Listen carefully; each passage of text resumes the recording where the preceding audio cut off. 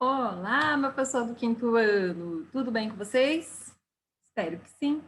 Professora Liane aqui para gravar e explicar o conteúdo de ciências da nossa aula de hoje, nesse sextou maravilhoso, né, gente? Vamos fazer rapidinho essas atividades para a gente curtir o resto do dia e o final de semana. Para quem ainda não me mandou as atividades da semana, eu estou esperando, tá, gente? Não esqueça que as nossas aulas só terminam no dia 18 e eu estou recebendo as atividades e dando notas, tá bom?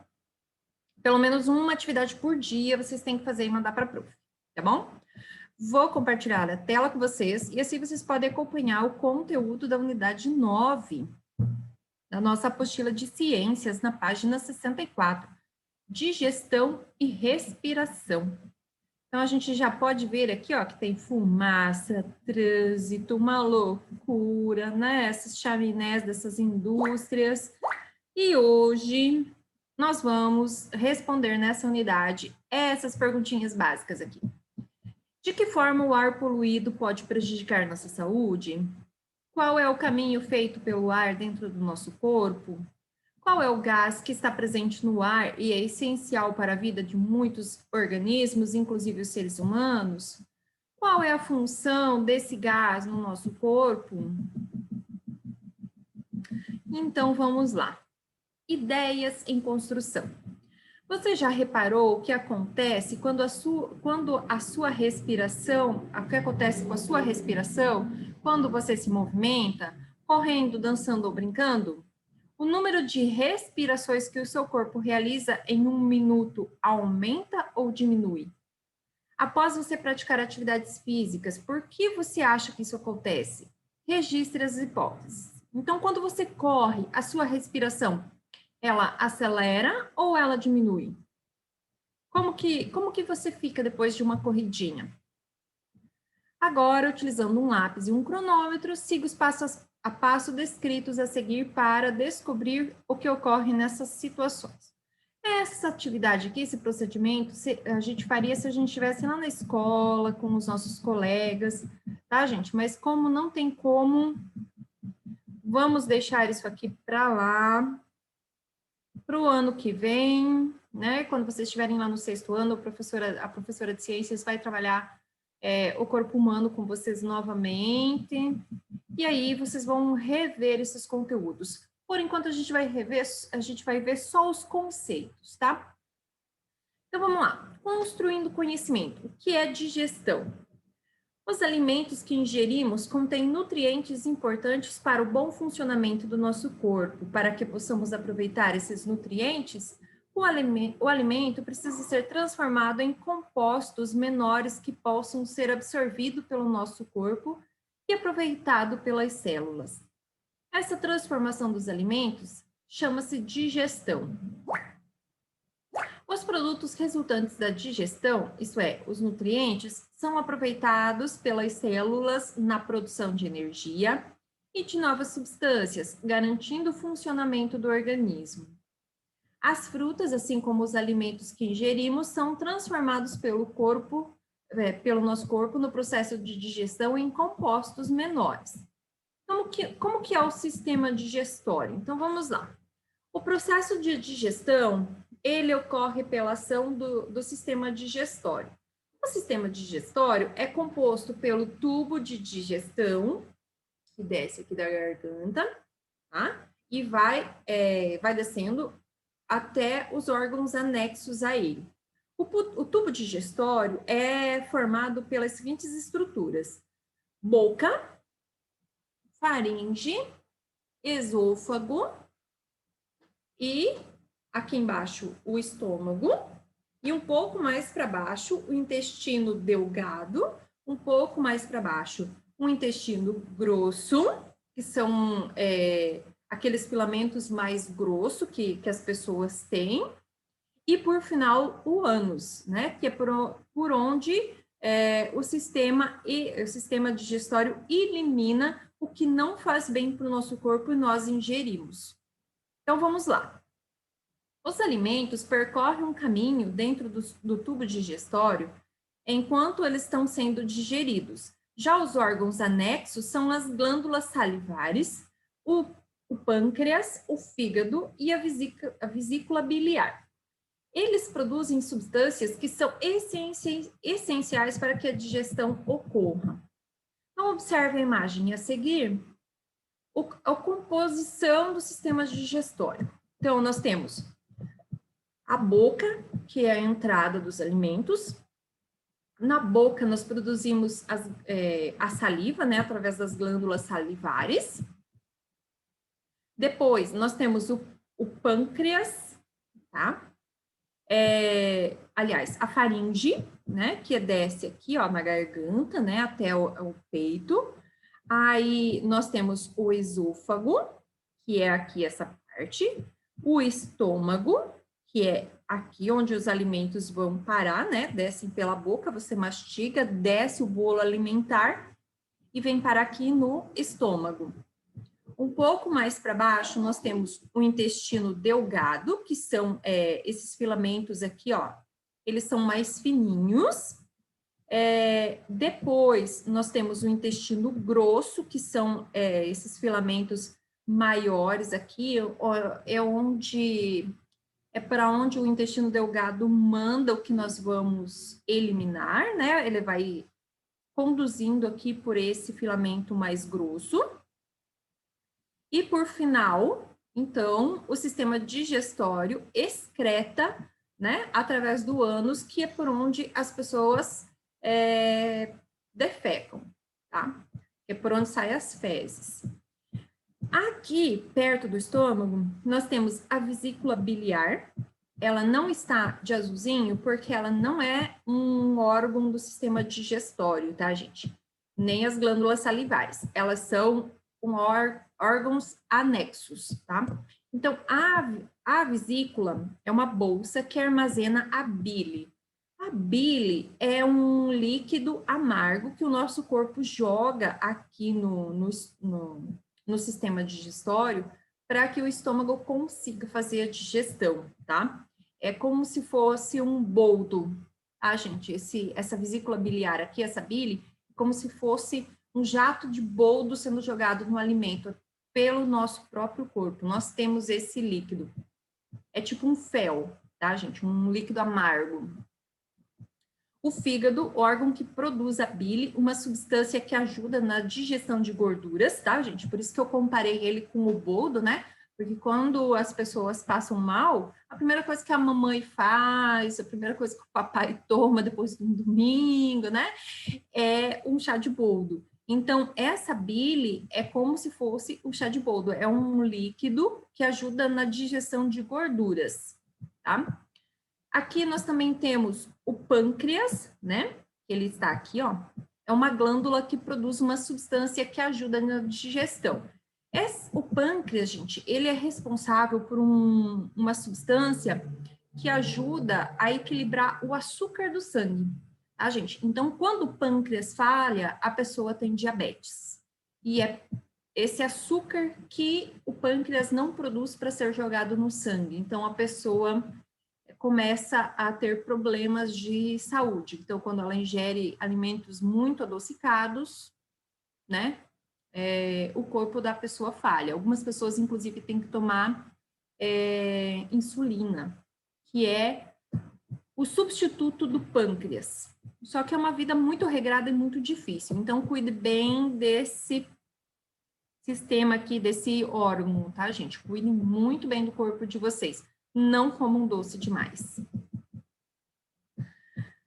Então, esse é o nosso sistema digestório, tá bom?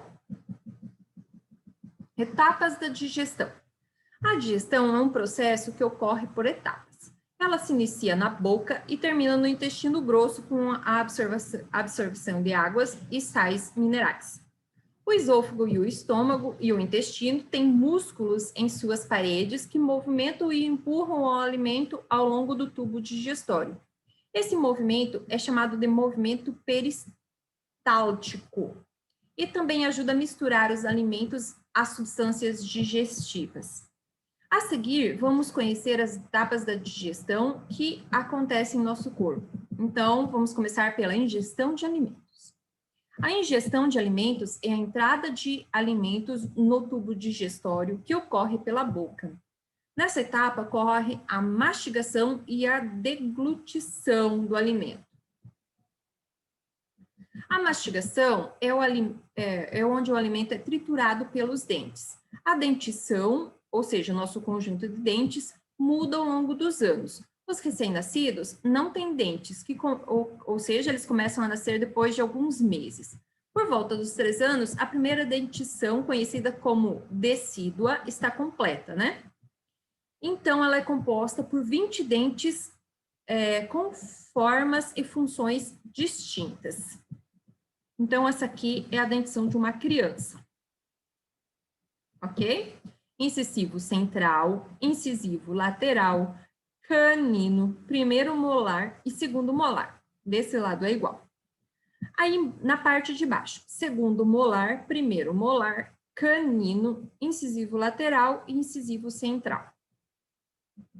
A substituição da dentição decídua pela dentição permanente começa aproximadamente aos 7 anos de idade. Assim, passamos alguns anos com uma dentição mista, que combina dentes decíduos, chamados dentes de leite, com os dentes permanentes. Os dentes permanentes precisam de cuidados, porque os dentes permanentes, o nome já diz, eles são permanentes. Se você perder um dente permanente, não nasce outro, tá, gente? Por volta dos 12 anos, a dentição permanente está quase completa, a não ser pelo terceiro par de molares, conhecido popularmente como dentes do siso. Ele não ocorre em todas as pessoas, mas quando sim, costuma nascer por volta dos 18 anos. A dentição permanente é formada por 32 dentes, contando os terceiros molares, ou 28 dentes, sem os molares. Então, aqui está a dentição permanente. Reparem que tem muito mais dentes, né? Tanto em cima quanto embaixo. Cuidem muito bem dos seus dentes, gente. Escovem bem, passem fio dental, flúor, tá, gente? Caprichem na escovação. Os dentes incisivos estão situados na parte da frente da boca e servem para cortar os alimentos. Os caninos possuem formatos mais pontiagudos e servem para rasgar os alimentos. Já os pré-molares e os molares possuem a função de amassar e triturar os alimentos e localizam-se no fundo da boca. Ao mesmo tempo que o alimento é triturado pelos dentes, ele também é misturado à saliva, o que ajuda no processo de digestão. A saliva, além de umedecer os alimentos, também contém substâncias digestivas que iniciam a digestão de alguns nutrientes. O alimento triturado pela mastigação é umedecido pela saliva, formando uma pasta, que é chamada de bolo alimentar. A deglutição é o ato de engolir o bolo alimentar. A língua ajuda nesse movimento, empurrando o bolo alimentar em direção à faringe. A faringe se comunica com o esôfago e também com a laringe, por onde circula o ar que entra e sai dos pulmões. Para garantir que o alimento que passa pela faringe siga para o esôfago, evitando que entre na laringe, há uma válvula chamada epiglote, que fecha a passagem passagem para a laringe quando engolimos. Tá, gente? Então, olha que sistema maravilhoso, né? Que perfeito é o nosso corpo. Enquanto nós estamos comendo, o canal que vai para o pulmão, ele é fechado pela epiglote. Assim, a gente não morre afogado enquanto se alimenta. Então, aqui está o processo, né? A representação do processo. Aqui, ó, bolo alimentar, daí vai para a laringe, aqui tem a traqueia, aqui tem a língua, aí aqui o esôfago, a epiglote, aqui fecha o canal para os pulmões, e assim, tá, gente? Evita que a gente se afogue. Transformação do alimento.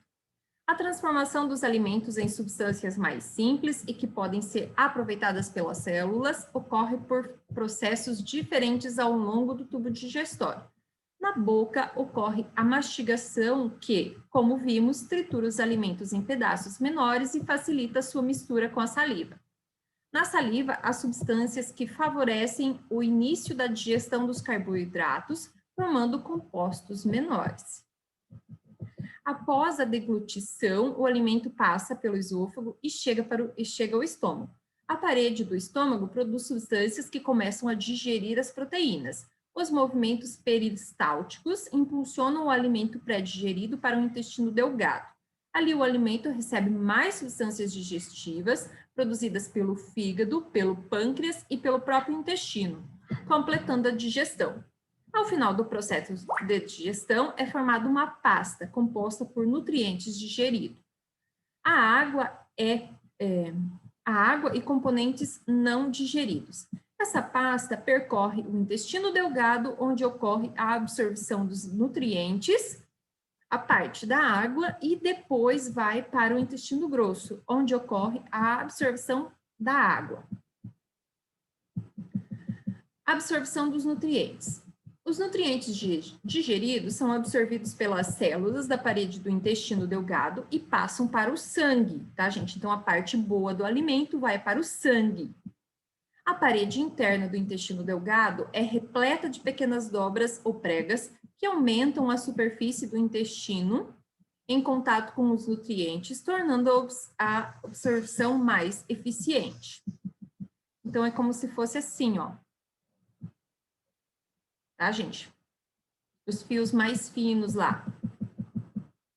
Como que ocorre a formação das fezes? O que não foi absorvido ou digerido é encaminhado para o intestino grosso pelos movimentos peristálticos. No intestino grosso, continua a absorção da água e a formação das fezes. Estas ficam acumuladas no intestino grosso e são encaminhadas pelos movimentos peristálticos em direção ao ânus, por onde são eliminadas. Você sabia o que são PUMs?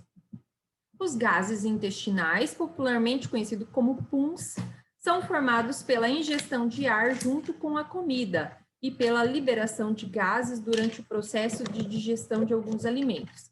A cebola, couve-flor, ovos, feijão podem induzir o aumento da produção de gases. Isso ocorre devido à ação de bactérias presentes no intestino, que decompõem alguns componentes desses alimentos e liberam gases no processo.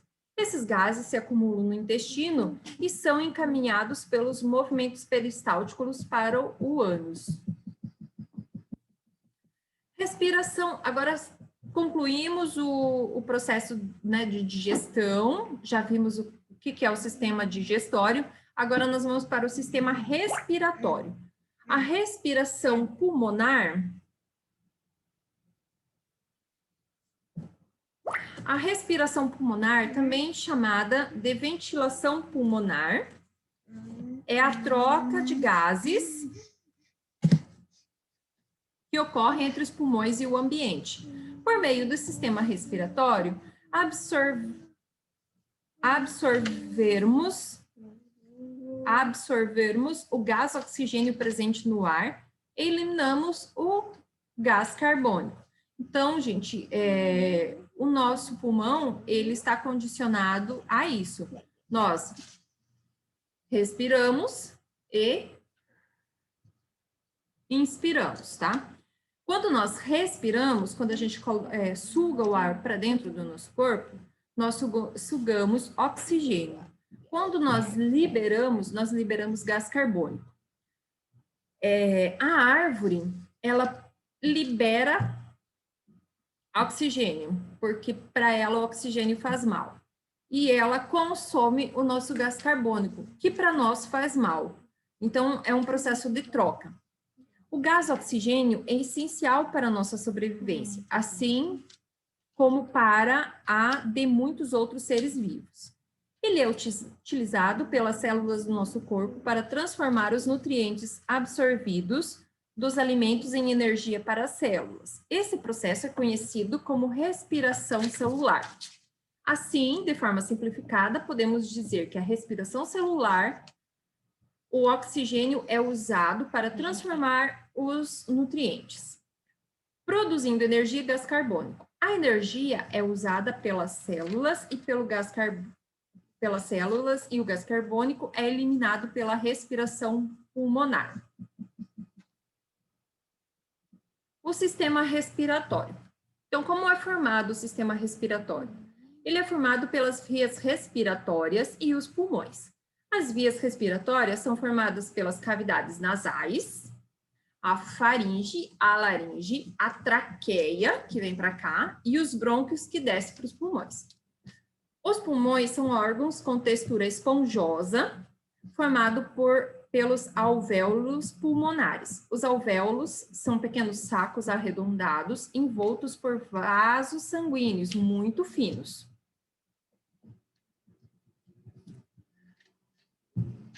Nos alvéolos ocorre a troca gasosa entre o ar e o sangue. O gás oxigênio presente no ar passa para o sangue e o gás carbônico presente no sangue passa para o ar. Olha que interessante. Observe na imagem a seguir os componentes do sistema respiratório. Vamos ver o que cada um é. Cavidade nasal, região com muitos vasos sanguíneos que aquecem e umedecem o ar. É revestida pelos mucos, que dificultam a entrada de micro-organismos e poeira nos pulmões. Então, o nariz, tá? As narinas, orifícios da entrada do ar. Então, são os dois buraquinhos que nós temos aqui. Laringe, tubo que liga a faringe à traqueia. Em sua parte superior está a epiglote. Então, do nariz vem para cá, ó, e desce para os pulmões. Já da boca, desce para cá e aqui é fechado quando a gente está mastigando. Traqueia, tubo que tem a parede reforçada por anéis de cartilagem. Então, isso aqui é feito de cartilagem, um material sequinho. Brônquios, tubo que leva o ar que vem da traqueia para os pulmões. Então, a traqueia traz o ar, entrega para os brônquios aqui e leva aqui para os pulmões, que órgãos formados pelos alvéolos, né? Essa massa aqui, ó, esponjosa. Lá nos pulmões ocorrem as trocas gasosas, né? Daí vai para os vasos sanguíneos, aqui está o alvéolo pulmonar. Então, aqui está o esquema bem certinho, ó. O ar entra no pulmão, o ar sai do pulmão, aqui os alvéolos, eles incham e eles comprimem para que a pessoa respire, que é aquele movimento, tá? Movimentos respiratórios, que eu acabei de falar sobre eles, né? Os movimentos são protegidos pelas costelas. Entre as costelas, há músculos intercostais. Abaixo dos pulmões encontra-se o diafragma, um músculo que separa o tórax do abdômen. Os músculos entre a costela e o diafragma participam dos movimentos respiratórios que permitem que o ar entre e saia dos pulmões. O processo de entrada do ar é chamado de inspiração e o de saída, expiração. Na inspiração, os músculos intercostais e o diafragma se contraem. Assim, a caixa torácica aumenta o volume para fora, tá, gente? E os pulmões se enchem de ar. Já na inspiração, os músculos intercostais e o diafragma relaxam e a caixa torácica diminui o volume e os pulmões expulsam o ar. Então, quando eu sugo o ar de fora, a minha caixa torácica aqui, ela aumenta de tamanho. Quando eu expiro, ela diminui. Esses são os movimentos respiratórios. E você faz sem nem mesmo perceber. Então, aqui está o desenho, né, gente, que mostra isso, né, de inspiração e o de expiração. Você sabia o que é espirro? O espirro é uma forma de defesa do organismo contra agentes estranhos. Ele ocorre quando alguma partícula de poeira ou uma substância ou um micro-organismo irritam a cavidade nasal. O corpo, então, reage expelindo o ar dos pulmões com força, como forma de remover o corpo estranho ou a substância irritativa. O ar sai com tanta velocidade pelo nariz e pela boca, expelindo também gotículas de saliva. Então, por isso que agora, em época de coronavírus, né? Alguém espirrou, tá todo mundo correndo. Terminamos o processo aqui do sistema digestório e respiratório. Agora nós vamos entender o que é a nutrição. Gente, esse vídeo vai ficar um pouquinho extenso, mas é um conteúdo muito importante mesmo, que vocês vão precisar no que vem. Então, assistam até o final. A nutrição. Nutrição é um conjunto de processos pelos quais os organismos adquirem e utilizam os nutrientes necessários para o seu corpo e eliminam aquilo que não é útil ou que é potencialmente tóxico. O sistema digestório e o respiratório atuam na nutrição do ser humano e dos outros animais. Durante o processo digestivo, os alimentos são processados e quebrados em partículas menores, permitindo que os nutrientes possam ser absorvidos pelo corpo. Depois de absorvidos, eles são distribuídos pela circulação do sangue e chegam a todas as células do corpo. A respiração pulmonar, durante a inspiração, enchemos os nossos pulmões de ar, que contém o gás oxigênio. Nos alvéolos, o gás oxigênio passa por dentro dos vasos sanguíneos e a circulação do sangue distribui para todas as células. Dentro das células, o gás oxigênio participa do processo de respiração celular, em que os nutrientes adquiridos pela digestão são transformados, liberando energia e gás carbônico. A energia é usada pelo corpo em todas as atividades, já o gás carbônico pode ser tóxico, caso se acumule no organismo. Ele é transportado até os pulmões e liberado para o ambiente durante a expiração, porque ele serve para uma árvore. A saúde do sistema digestório e respiratório. Para manter a saúde do sistema digestório, é preciso manter uma dieta que contém alimentos saudáveis, pouco processados e com diversidade de nutrientes. Deve evitar sal e açúcar em excesso. Além disso, é preciso ter cuidado na higiene do preparo dos alimentos, pensar no processo de conservação na hora do armazenamento. Isso evita contaminação, né, por substâncias tóxicas ou bactérias e fungos que podem causar doenças como salmonela e o botulismo. A salmonela é uma doença provocada pelas bactérias salmonela. Elas são transmitidas para o ser humano pela ingestão de alimentos, como os ovos, carne de frango cru ou mal cozidos. Além disso, alguns alimentos que levam ovos crus, como a maionese, pode estar contaminado com bactérias causadas pela salmonelose. Aqui está escrito salmonelose, mas eu conhecia como salmonela. A pessoa infectada pelas bactérias salmonela apresentam diarreia, dores fortes no abdômen e febre. A salmonelose pode ser prevenida pelo cozimento adequado dos alimentos, lavando bem as mãos antes de manipular os ovos, a carne crua e o frango, por exemplo, né? O botulismo pode ser causado pela ingestão de alimentos contaminados por uma toxina produzida pela bactéria Clostridium botulinum. Os alimentos mais comuns envolvidos na transmissão do botulismo são as conservas vegetais, principalmente as artesanais, como palmito e picles. Alguns dos sintomas são náuseas, vômitos, diarreia, dor abdominal, visão turva, dificuldade de engolir e boca seca. Se não for tratado adequadamente, o botulismo pode levar à morte. Veja a seguir como prevenir o botulismo. Vou deixar esse cartazinho para vocês lerem. O sistema respiratório é afetado pela poluição do ar, com substâncias tóxicas e pela contaminação de micro-organismos. As doenças do sistema respiratório mais comuns são as gripes e os resfriados. A gripe é causada por variação do vírus influenza, por isso é importante tomar a vacina. É bastante contagiosa e pode ser transmitida pelo ar, mas principalmente pelo contato físico. Quando uma pessoa gripada espirra, ela espalha pelo ambiente, né, que pode ser inalado por pessoas.